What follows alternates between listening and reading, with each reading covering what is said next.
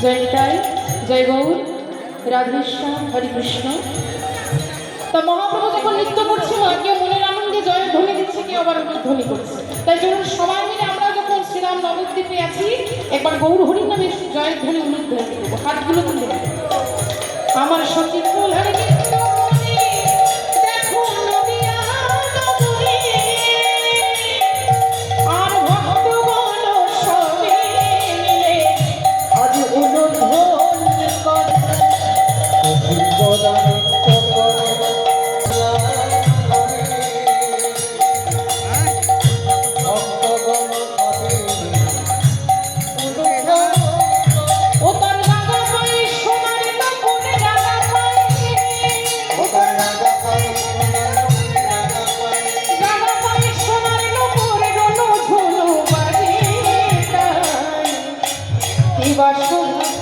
দেখবি যদি সোনার নদিয়া সত্যি মায়ের দোলা দিয়া নেচে নি তোরা দেখবি যদি সোনার নদিয়া সত্যি মায়ের দোলা দিয়া নেচে রেখে যা দেখবি যদি সোনার নদিয়া সত্যি মায়ের দোলা দিয়া নেচে রেখে যা আমার সত্যি মায়ের দোলা দিয়া নেচে নে আমার সত্যি মায়ের দোলা দিয়া নেচে রেখে যা সত্যি মায়ের দোলা দিয়া নেচে নে আমার সত্যি মায়ের দোলা দিয়া নেচে রেখে যা আমার সত্যি মায়ের দোলা দিয়া নেচে নেচে যা। নিতাই গৌর প্রেমানন্দী হরি বল হরি বল। বাসুদেব ঘোষয়াজি করয়ে বিলাস প্রভাস লীলা গোরা চাঁদ আজ করিলা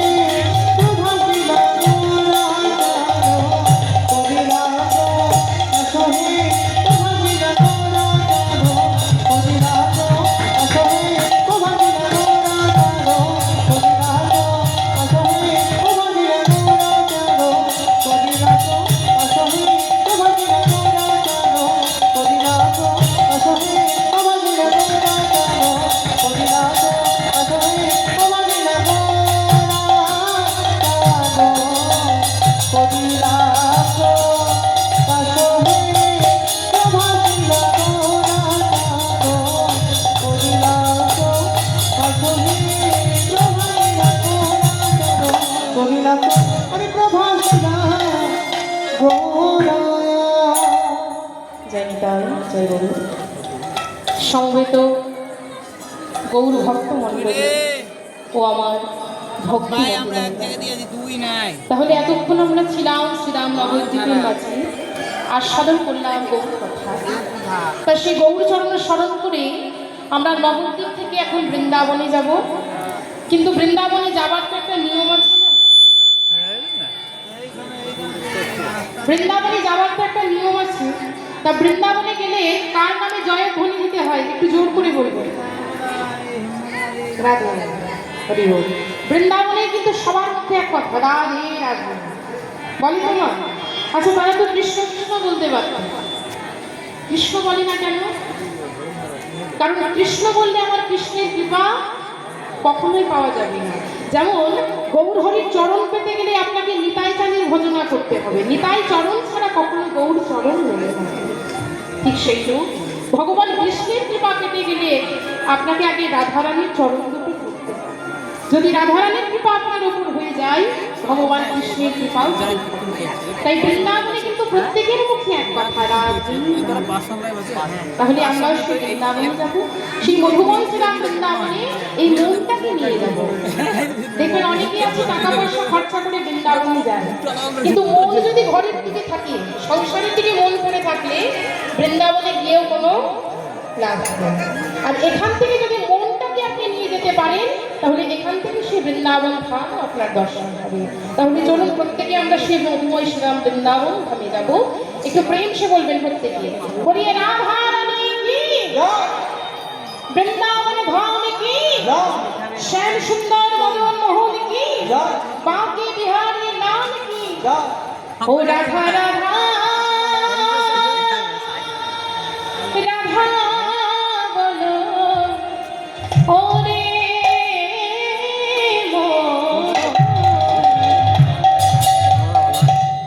সবাই একটু হাত তুলে। যদি যাবে মধুর বৃন্দাবন,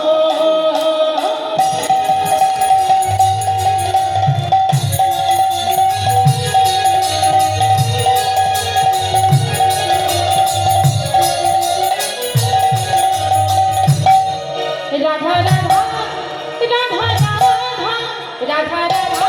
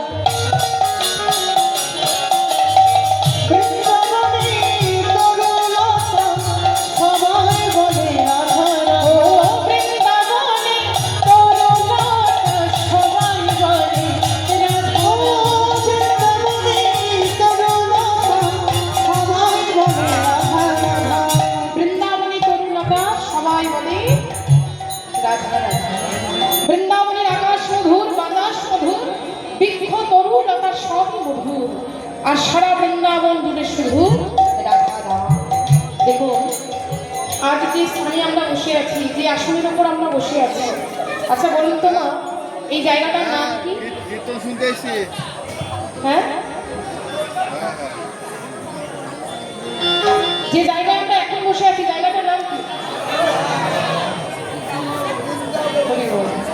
বৃন্দাবন ধাম, তাই না? আমরা তখন বৃন্দাবনে আছি না?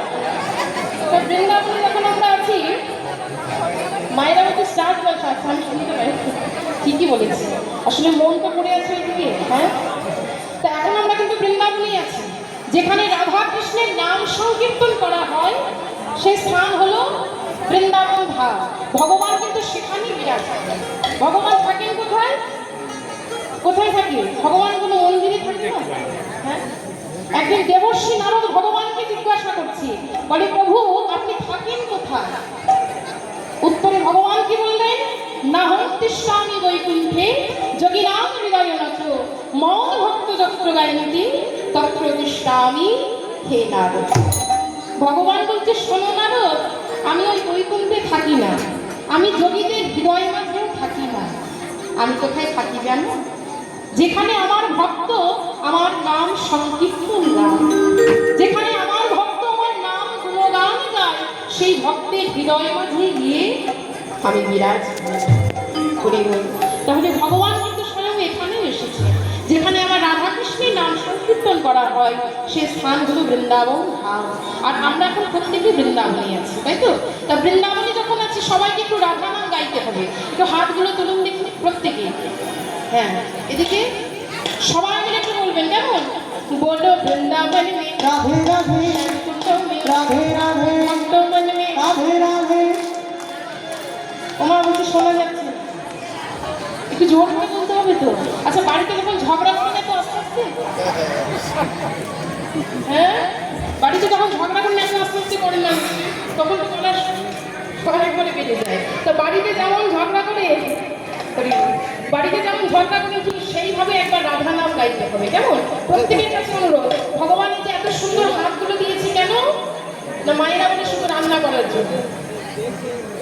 এই যে এত সুন্দর আমরা হাত পেয়েছি ভগবানের সেবা করার জন্য, এই যে এত সুন্দর বদন পেয়েছি ভগবানের নাম সংকীর্তন গাইবার জন্য, আর এই যে এত সুন্দর নয়ন যুগল পেয়েছি ভগবানকে দু নয়ন ভরে দর্শন করার জন্য। তাহলে এই নয়ন, এই বদন, এই হাত যদি ঠিকঠাক জায়গায় আমরা কাজে না লাগাই, তাহলে আমাদের এই মানব জন্ম কিন্তু বৃথা। বহু ভাগ্যের ফলে আমরা এই মানব জন্ম পেয়েছি বাবা। সেই 84 লক্ষ জনে ভ্রমণ করার পর তবে এই সাধের মানব। তাহলে প্রত্যেকে যখন এই বৃন্দাবনে আমরা আছি একটু রাধা নাম গাইবো, জোর করে বলবেন, কেমন? সবাই মিলে হাত তুলুন পেছনে, হরি বল।